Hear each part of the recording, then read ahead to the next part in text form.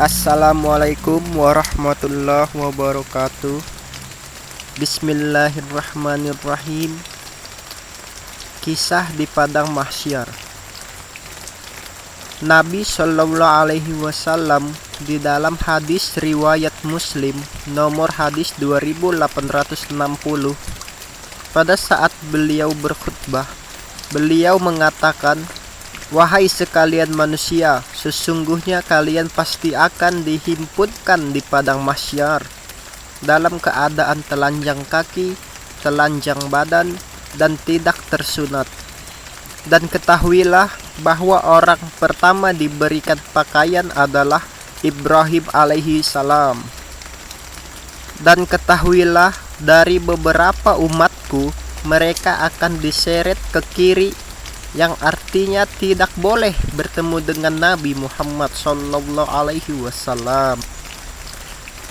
Kemudian di dalam hadis yang lain, Nabi berkata kepada Aisyah, "Wahai Aisyah, sesungguhnya pada hari kiamat kita akan dibangkitkan dalam keadaan telanjang."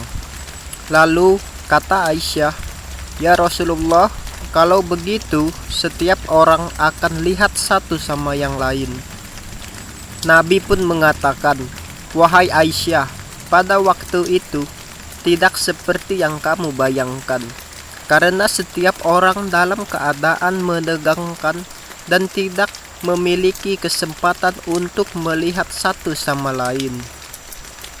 Lalu pada hadis Nabi yang lain, Nabi Shallallahu Alaihi Wasallam bersabda, "Nanti di padang mahsyar setiap orang akan dibangkitkan dalam keadaan mereka tenggelam dengan keringatnya sesuai dengan kadar dosanya.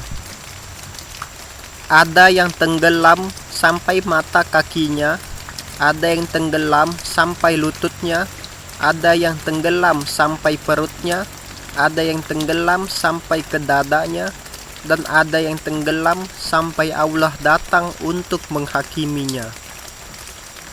Dan dalam hadis Bukhari dijelaskan, matahari akan mendekati kalian hanya sekian mil, maka manusia semuanya berkeringat pada saat itu.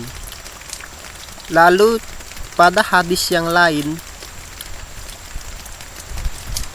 ada 7 golongan yang selamat, yaitu yang pertama pemimpin yang adil, yang kedua anak muda yang tumbuh dalam ketaatan kepada Allah, yang ketiga orang yang saling mencintai dan berpisah karena Allah, yang keempat seorang laki-laki yang hatinya terikat dengan masjid, yang kelima orang yang berinfak dengan tangan kanannya sehingga tangan kirinya tidak tahu, yang keenam orang yang diajak berzina lalu dia meninggalkannya atau menolaknya, dan yang terakhir yaitu yang ketujuh orang yang berzikir kepada Allah dalam keadaan sunyi hingga ia meneteskan air mata.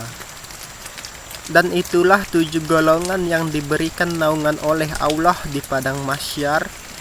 Subhanallah. Wassalamualaikum warahmatullahi wabarakatuh.